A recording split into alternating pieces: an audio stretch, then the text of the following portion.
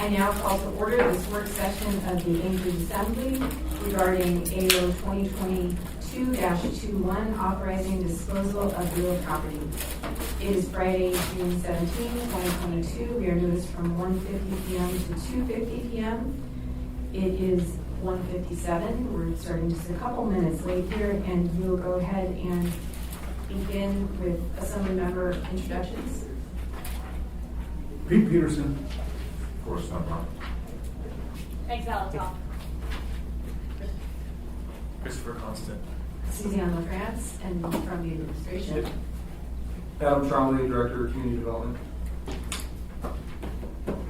Dean Assistant Council. Thank you. Welcome to everyone. I appreciate you being here today. There are two documents available, AO 2022. Excuse me, Madam Chair. Oh, I apologize. Ms. Allard and Mr. Stoltz are on the phone. Thank you, Ms. Allard. Thank you, Madam Chair. Sorry about that. Is there anyone else on the phone? Yes, this is J.J. Brooks. Thank you, Mr. Brooks. So we have two assembly members on the phone, Ms. Allard and Mr. Stoltz. I want to note that Ms. Davidson, Mr. Presbergia, and Mr. Rivera are excused. There are two documents for today's work session, AO 2022-21S, and then a draft of AO 2022-21S1. Those are available online. If you go to muni.org and click on Assembly and then Work Sessions at the top, you can access those documents. And I understand too, we have Mr. Cross on the line as well.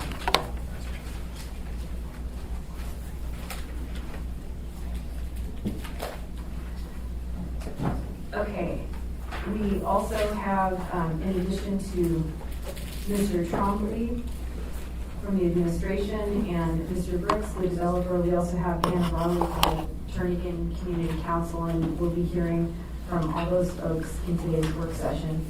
On behalf of Mr. Presbergia, I just want to note that on the S1 version, it removes 4 parcels to the east of the cul-de-sac and strikes some of those, 2 of those corresponding whereas statements as the, on page 2, S version method of non-competitive disposal, and provides for 5 years of transfer, whereas it's normally 3. And I understand perhaps Mr. Trombley or Ms. Zalatel, did you want to speak to that before we go to Mr. Trombley?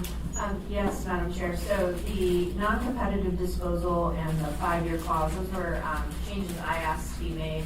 I think in my questions previously when we had this item before us, there's a lot of ways in which the municipality can dispose of a parcel, and designating the specific way I think is the most transparent way to do that, instead of just providing that it could be disposed under one of the variety of code options.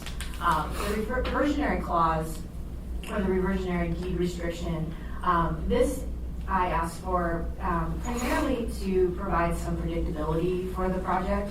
It's one thing to dispose of the parcel, but if we wait a decade before anything happens, or 20 years, what we end up with is revisiting this neighborhood conversation again, but without possibly the mechanism for a formal way for the neighborhood to weigh in necessarily, or for them to be aware that the property has even changed hands. So I think this meets the intent of the administration from what I heard for the project, which is we need these things, housing now, so this puts a timeline on that. Thank you.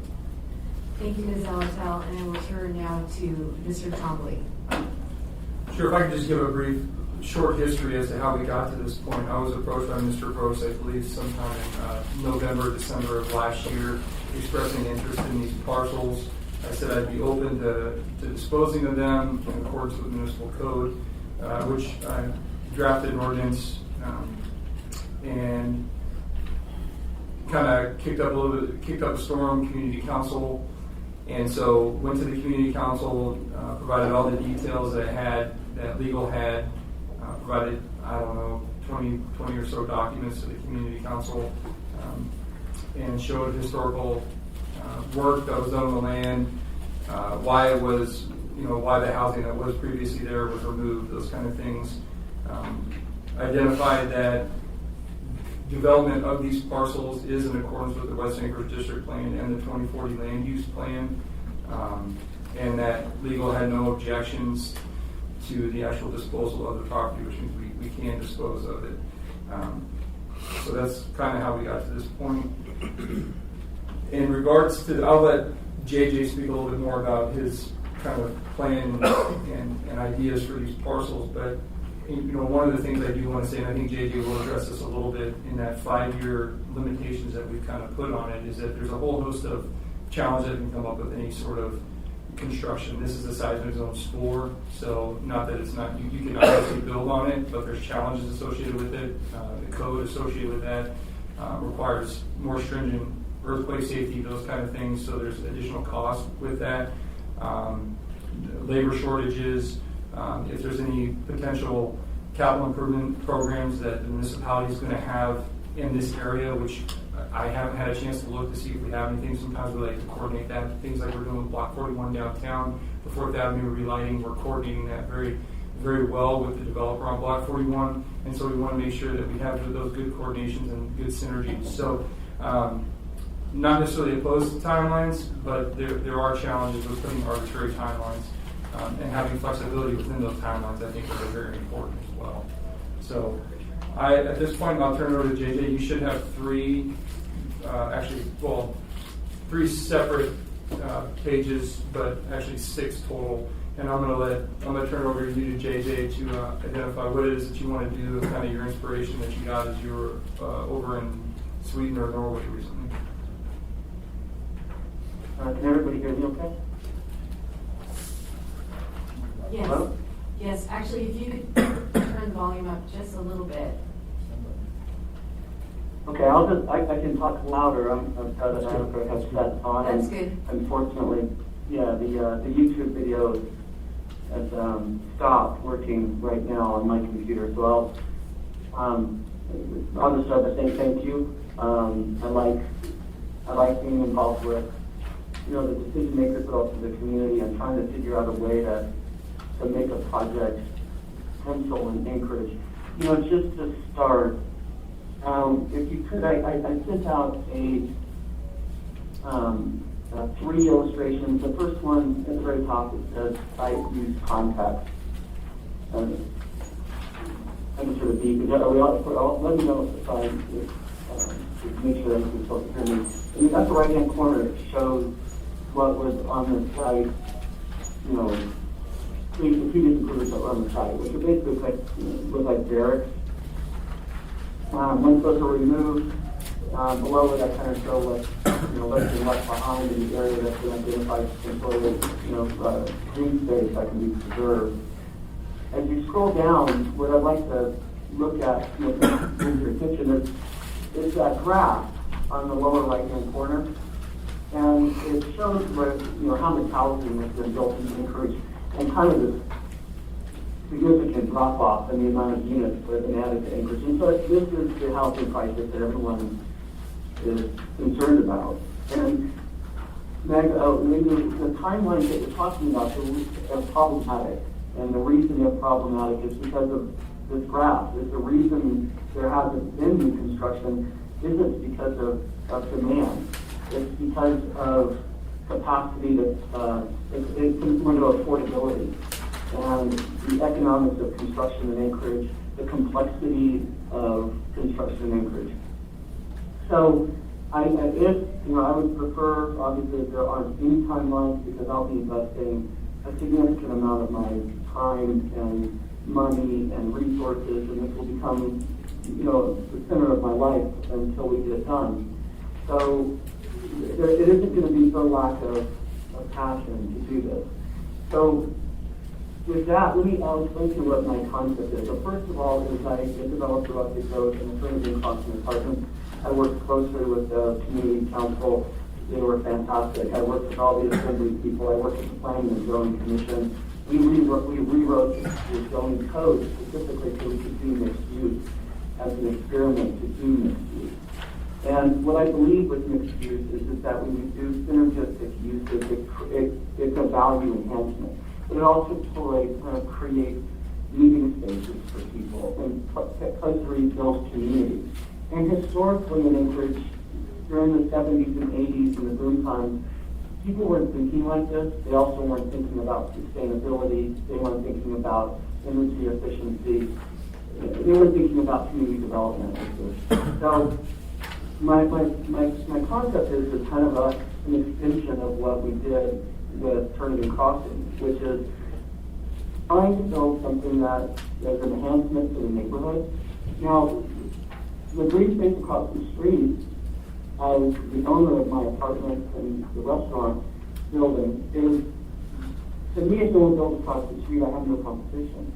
And my tenants and everyone around me are living the benefit of that. So I have an alignment of interest with the people that want to have green space, and I use the parks in Anchorage all the time. We have world-class parks in Anchorage. I don't need to tell you about that, but I've been part of my year in Boulder, Colorado, and this place has got world-class parks. There are a lot of communities don't. So I value the green space here. So preserving that, but integrating it into a way that improves quality of life is what I have been studying. And I've been a member of the Urban Land Institute for over 20 years and traveled around the world looking at what makes projects feasible where they're not otherwise feasible. So my project, it barely made work, but getting there, I had to went across the street, turning across. We had to design it 3 times, just full working drawings. So there were some major lessons learned there. Obviously, the parking was a lesson learned. I underestimated it, and now that's how it started with, actually started with the previous administration, with Berkowitz and a good friend that used to run the economic thing at the city. I personally got to making sure that the parking always is a pressure release valve for Turnigan Street and the community. And then, as it became known that these other parcels were available, I said I'd be interested in developing, just to make sure that it's done right, so that we don't end up with those narrow barracks that you can see that were historically there and which it's currently platted for. So my preference would be to engage with the community, to have a cooperative spirit for there to be new housing stock added at the same time that we have a new park, and that we both benefit from it. Now, the economics are still a huge stretch. I don't need to tell anybody that. There would be development in Anchorage that was not low-income housing tax credit deal if the demand was there. There would be people doing it. I find it fascinating to figure out, as a previous finance person, I was in the finance business for 20 years, of solving financial riddles is my background, but also I own a number of industrial and residential properties around Anchorage. And the challenge of trying to make this work, I think will be everybody's benefit. If it works here, then we can come up with new technologies and new ways of doing construction and make sure that we have workers that can do this, and maybe we can duplicate it somewhere else.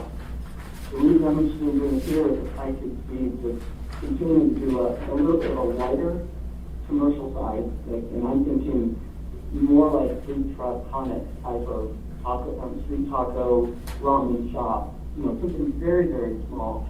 So this may be some outdoor, fire pits, places where people can congregate and meet. But it would be kind of an amenity if we can get enough density for the rest of the residential. The way to build the residential, as you can see from the drawings that I have, and switch to one of the other drawings that I provided, is that I've tried to make it so that it's oriented towards the sunlight, make it so that we create safe spaces in the interior of the residential, make sure it's well lit. But the issue that we're going to have is there are a lot with setbacks, integrating utilities, giving emergency workers, fire trucks, ambulances, making sure that we, am I going to have to sprinkle this depending on what type of construction we use. So there's a lot of complexity that is going to take a long time to figure out. We also, if you guys haven't been tracking lumber prices, it became cost prohibitive to build in Anchorage probably over the last 18 months, partially because of this type of commodity. I've been watching them recently. They have come back down. They need to come down a little bit farther. But the inverse of that is, as you guys all know, interest rates have gone way up. It was much easier to get a deal done when you were borrowing at 3 3/4 for a 10-year permanent loan, as opposed to today closer to 5.5%. To the extent that the leverage on this thing becomes difficult to get, or you can't underwrite, doing it within a confined period of time makes it even riskier for someone like me to put my savings and my time at risk. So all of this, all these moving pieces, coordinating on this, amazingly complex. I've been lucky enough to have different skill sets where I think, from I pounded nails and did training in college and property management and these things to finance. So I've got a little bit of a unique skill set where I hope to do something that's enhancing for the community, because it is my community. I have a house on, in Torrington. I love being able to walk the bike to a place where we can all hang out. But the concept is creating communal spaces where you have rooftop decks and patios that orient to the southwest, where there might be a place where you meet someone for a beer, or walk over to the green space over to the east. So the drawings I put together, these are drawings that I did not hire a professional until I know that we've got a cooperative spirit on the other side. I wanted to make sure that we provide green space, but we also acknowledge that we need to provide housing, and that housing is a complicated process. But I'd like to make sure that I have the community behind me to say, yeah, it might not be our first choice to have housing, but it is an acknowledgement that we need it. We need new housing. So I recently went to Sweden. It was with a developer here in Denver.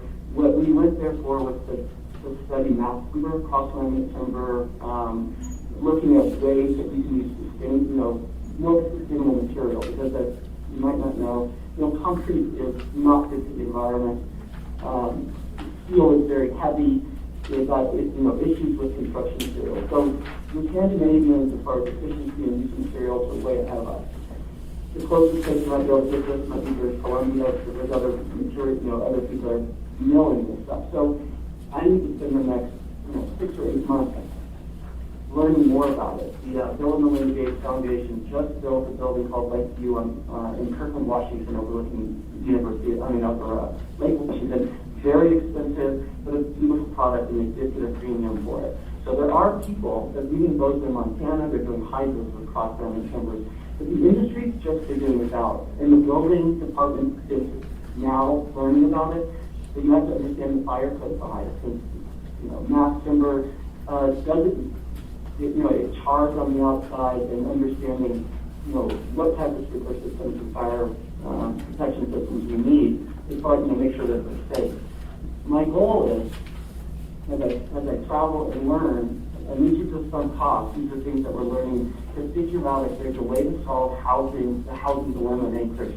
Will it work on this site? I think it will, because I do own land, got around 9 or 10 acres in Midtown that I've been also trying to figure out how to work, but that's got its own complexities. This one here has definitely got some side issues with how narrow it is, but at the end of the day, I think the location is it's a nice location. I think people want to live there if they've got a product. And the goal is, I think, is to create a product that complements the beautiful parks that we have. Because we can get people to move to Anchorage to go to Kincaid and Hillside and for the mountain biking and skiing, because it's reasonably priced. But finding them a place to live where they say, yeah, I feel safe and this is a beautiful place compared to the lower 48, that doesn't exist. So my heart has been trying to make my hometown a place where we attract young people and we create these nice little community environments. But I'm not doing this to get sideways with my neighbors. If you choose not to allow this land to be sold, I will be heartbroken. But if you do choose, then I'm going to do my best to make sure that this is something that's enhancing and integrates newer technologies and newer materials. And anyway, I'll leave it there. If you, I've got a lot of pictures on kind of where I get inspiration and things, places I've traveled recently, but the scale needs to be appropriate and needs to be masked correctly. But at the end of the day, we build a nice product, hopefully it stays full, and that would be my goal. Good. Here's my talk. Please let me know if you have any questions. Thank you, Mr. Brooks. Do members have any questions? Ms. Alisal? Thank you. Thank you for being here with us today, Mr. Brooks. So I heard your pushback on a reversionary deed restriction, and I'm loath to give up that idea because, one, the need is now, but I also recognize the need for you to be able to make your project work in pencil. And one idea that could be possible is if there was authorization for a long-term close where the entitlements could all be settled prior to the closing, so that by the time the property transferred, you would be in a position to know if there were any of those, roadblocks with zoning or plotting or whatever the various things are, would be in your way, or they would have already have been settled. Would that be something that would make more sense to you, or, can you talk about whether or not that makes any sense in the context of what you're hoping to accomplish?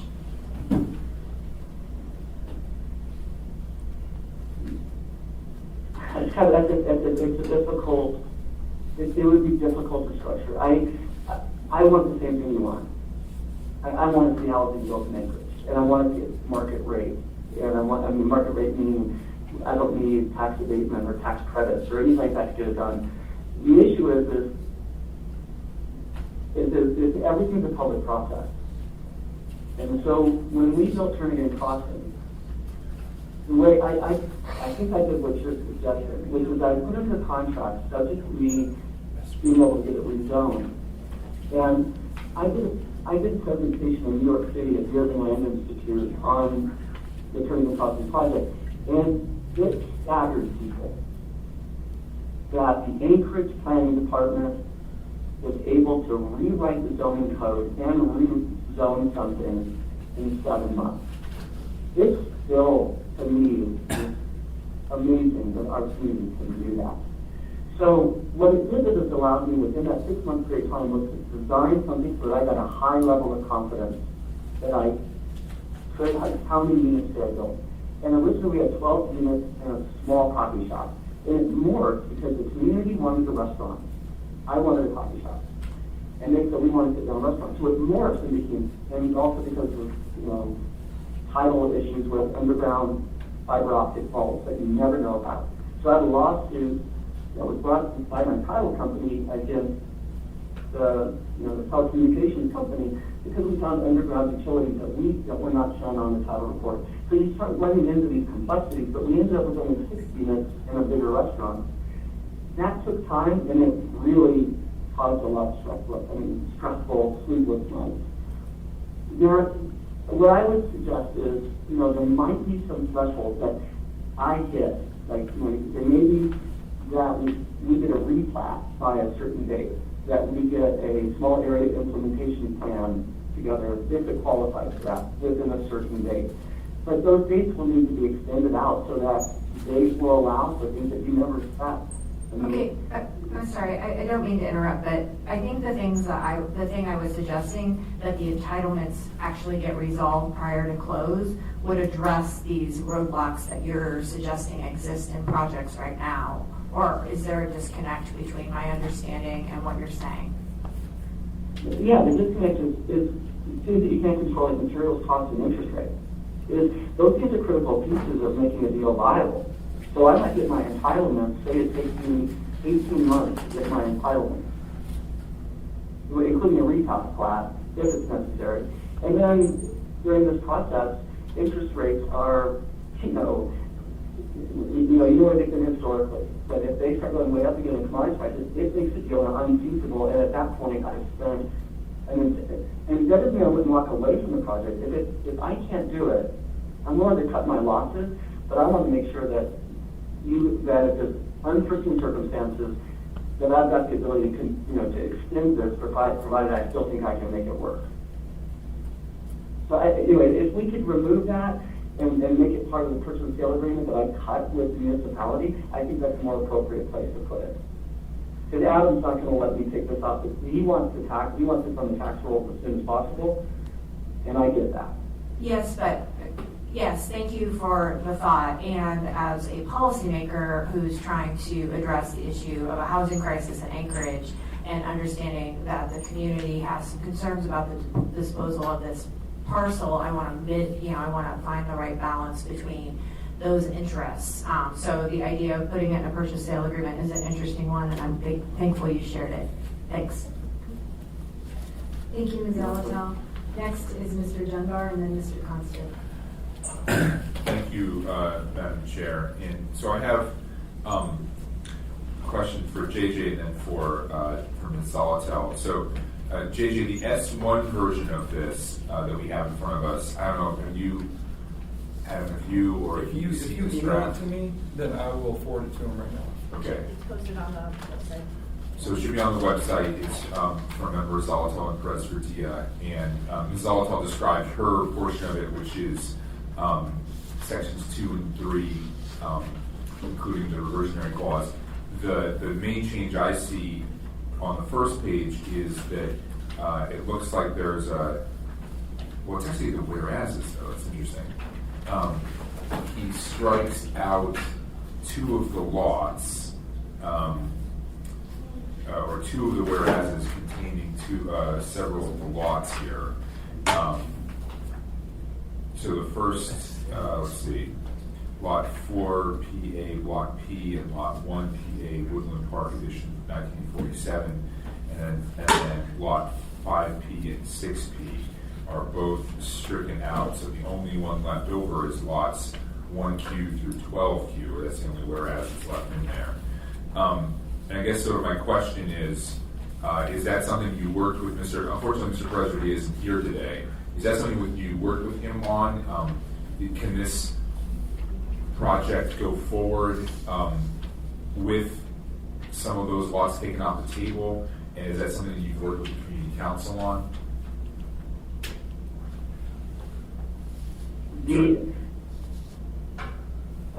From the number of things, I want to make sure we're clear. I'm not sure what can be built on this side because of the site limitation.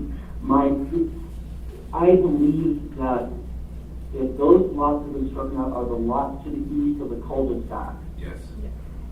that does not undermine my ability to develop.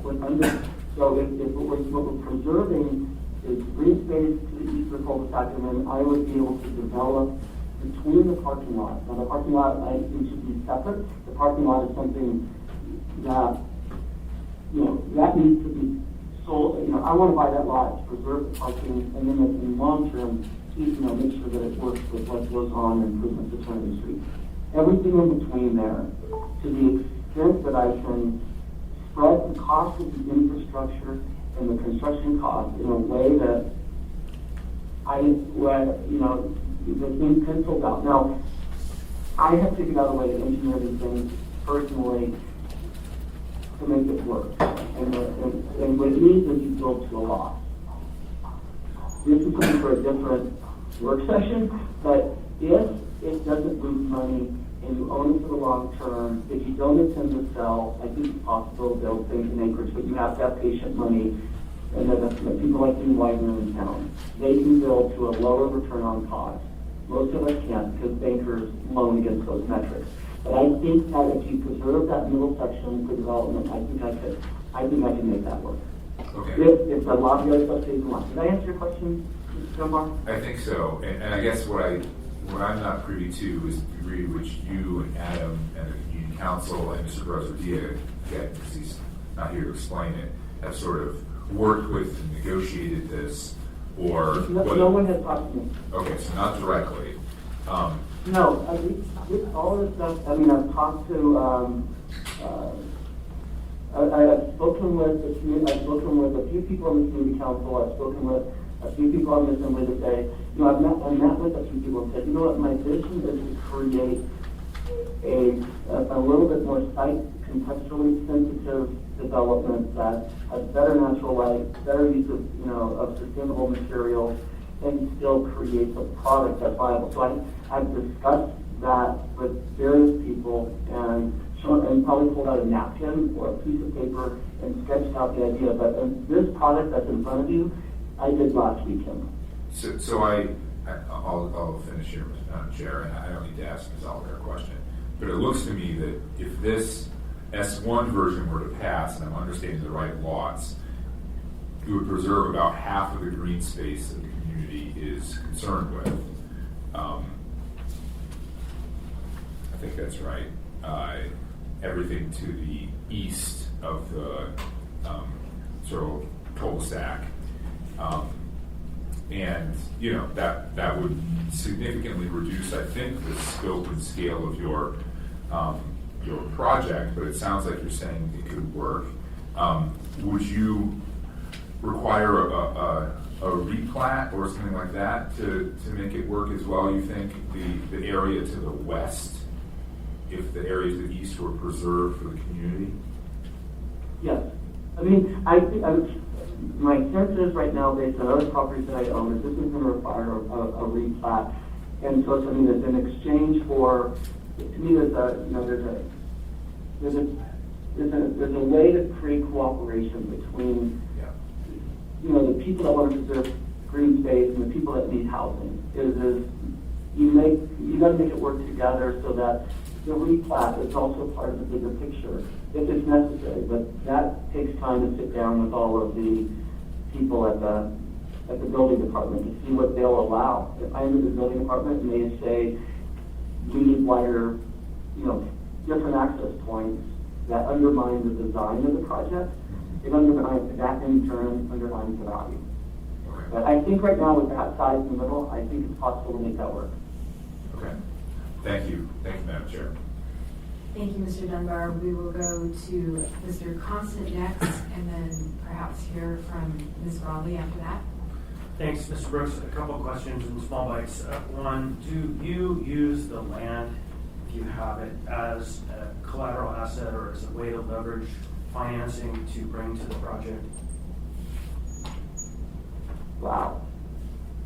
Yes, of course. Right. I So mean, that's the easy question. The hard question is if the collateral isn't enough, it's the same to look at my personal asset. Right, And absolutely. most construction lenders are going to look at me and say, if your deal fails, we know where you live. Right, I get all that part, but it is an essential element in the financial stack to get some leverage off the land, right?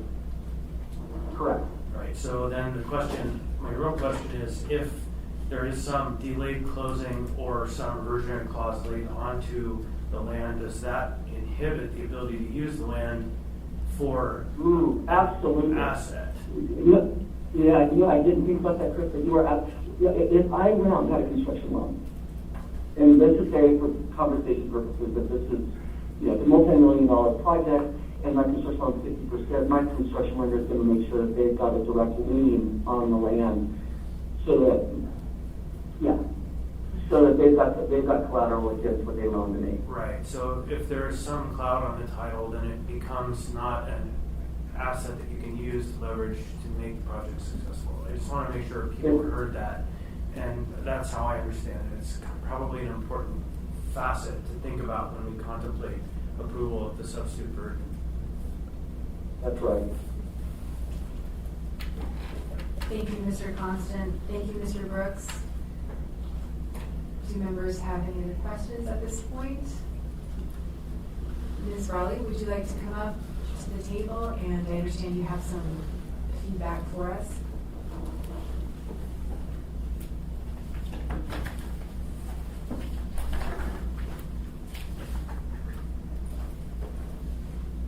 Hi, for the record, this is Raleigh, attorney and community counsel. So I guess I would ask to maybe some guidance on what specifically you'd like to hear, because I could speak to the resolution, I could speak to the process we went through. Obviously we had not as a council met since then, so I don't have official proof feedback on this version, but if you'd like to speak to it in the context of the court challenge. Actually, if you would start by speaking to the resolution, and are you referring to then the community council resolution? Yes.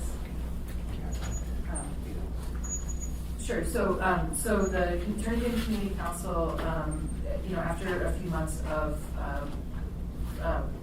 hearing from Mr. Trombley and speaking with Mr. Brooks and conducting community outreach, especially in the month of May, we developed this resolution, and so it was passed at our June 2nd meeting and provided to the Assembly. And essentially, the theme of our engagement was not just to hear simply, do you support or oppose this ordinance or this disposal, but what would you like to see on the land? What do you value about it now? What would you like to keep regardless of the outcome? And so that was the way that we framed our outreach. And so what we developed and what passed was that the council does oppose disposal of this land. Certainly a lot of the people who participated in our process live in the area, currently use the land in some way, and many of them also have lived there for many years, and so they're familiar with and remember the Rustico development.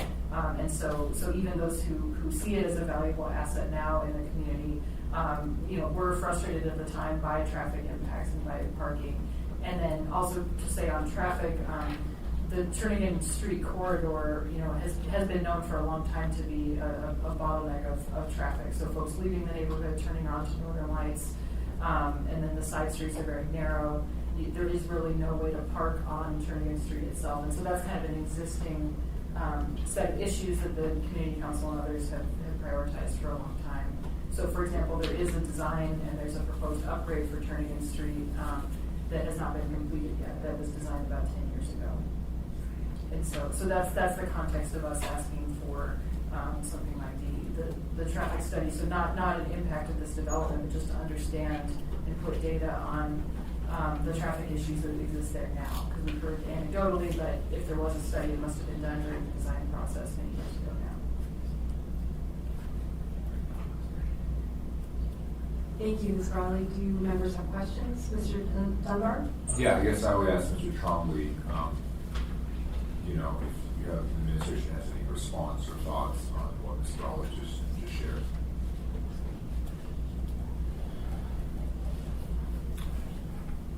Well, I did not know about the delayed project for the Turnagain, so I'll certainly see where we are with that. But the only thing I can say to this entire group is that we consistently talk about housing and the need for housing, and we can't have new housing if we don't have land available to develop that housing. And so, if this body wants housing, and I understand that you do, the administration wants housing. We have a parcel, we have a responsible developer who has a successful track record, and this will go a long way to alleviating some of the challenges that we have in this community and reversing the trend of downward housing development. Can I ask a follow-up, Madam Chair? So, the specific question I heard from Ms. Brawley regarded a traffic study, and unless I misunderstood what she said, it sounded like they wanted that regardless of whether the housing was built, or regardless of whether we sold this parcel. And so it seemed like this could be parallel if this was sold. Do you have any insight into that? I mean, have you talked with the traffic department at all about traffic issues around this project, or just on that corridor in general? No, I have not talked to them, but I absolutely will, and I'll get an update on that Turnagain improvements as well. But usually a traffic study costs money. The city generally doesn't do just a traffic study. A part of this development would require a traffic study. Okay. And so then the question is who's going to pay for it? Usually it's incumbent upon the developer to do that as he develops his project and he moves forward. That'd be a step in the process. So if we didn't have that, I don't know how that would work. Okay. And then, may I follow on, Madam Chair? So, Ms. Brawley, we obviously have an S and now an S1 version of this ordinance. I assume that those were not presented or discussed at the Turnagain meetings, given that they are relatively new, or am I mistaken on the timeline? That's correct. We did not discuss these because I believe they were drafted afterwards. I do remember in one of the prior assembly meetings, Member Delatel mentioning wanting to make an S version and address a couple things, but those were not specifically things that the Community Council engaged with. So it seems to me that the largest, I don't know if you want to frame it as a concession, but Mr. Professor Diaz's version, his S1 version, removes all of the eastern parcels from the development plan. And I know you can't speak on behalf of everyone in the community council who were at this meeting, but I mean, that seems like a fairly large concession, almost half the land. Is that something that you think folks would support? Yes, Mr. Dunbar. So on our resolution, we essentially said we oppose the disposal, but if it is disposed, we asked for certain conditions or additional items. And so the traffic study of existing conditions is one. Another one is to exclude those 4 parcels east of the cul-de-sac. So that would be consistent with what we recommended. And I guess, kind of continue, Madam Chair, I am a little worried about, so it's interesting, what Mr. Trombley said is interesting, and I think it's true. You know, if this housing is built, there will be people who live there will be members of the Turnagain Community Council, and if the question in 10 years is, shall we knock down this project, turn it back into a park, I think the people living in that development would be very much opposed to doing that, just like everybody would probably be opposed to having their housing or their apartment complex or their condo association knocked down. But there's really no one representing the people who are going to become Turnagain Community Council members that don't live there yet. But I want to respect some of the desires of the community, and at the same time, I also kind of want to make sure that this doesn't get caught in an endless cycle of us fighting about this. And so let's say that this passes here, I'm sorry, this S1 version passes, and all the easternmost parcels are excluded, but it requires a replat and some other actions to get the housing online to the west. Do you see a world in which the community council and the developer can sort of work together instead of fighting at every step of the process? And I'm not saying that's what you're doing now. I'm just wondering, can you see a way in which this could lead to some cooperation? I believe so. I mean, it is true that we tried to cast a wide net in the neighborhood to get involvement, but all community council actions are the result of people who show up, and so the majority of people who showed up live in that area, have concerns about traffic, that are regardless of this project, and enjoy that green space. And then there were others, some who live in that area, some outside, who answered the survey or contacted me directly or spoke in meetings and said that they did support development there. So I think it's important to recognize it's not universal opposition. However, certainly there are many people who do oppose it, and they would be motivated to participate in that way. So I think there is a path where we could essentially serve as the, facilitator or convener, knowing that there is a diversity of opinion, knowing that there is, several people who do, or many people who do oppose it. So I think it is possible, and I think it would just be incumbent on those who are interested in seeing housing in the area also participating in the process so that they're heard. Can I have one more clarifying question, Madam Chair? So the Community Council, were you asking for, and I apologize, I don't have your resolution in front of me, but were you asking for, whether in the resolution or later, a sort of current a current conditions traffic study or an impact traffic study of the development? Thanks. Yeah, we were asking about current conditions. I mean, certainly we're wanting to know what the impacts would be, but given that there's no plan, and given that we've heard loud and clear that there are traffic issues in that area now. Okay, thank you, thank you, Mr. Raleigh. Thank you, Madam Chair. Thank you, Mr. Dunbar. Next is Mr. Gates. Thank you, Madam Chair. I just asked to speak because we worked with Mr. Cameron Presbyria on the S1 version, myself, and that was in response to the Turnagain Community Council's work in their outreach, and their resolution as a result of all of that.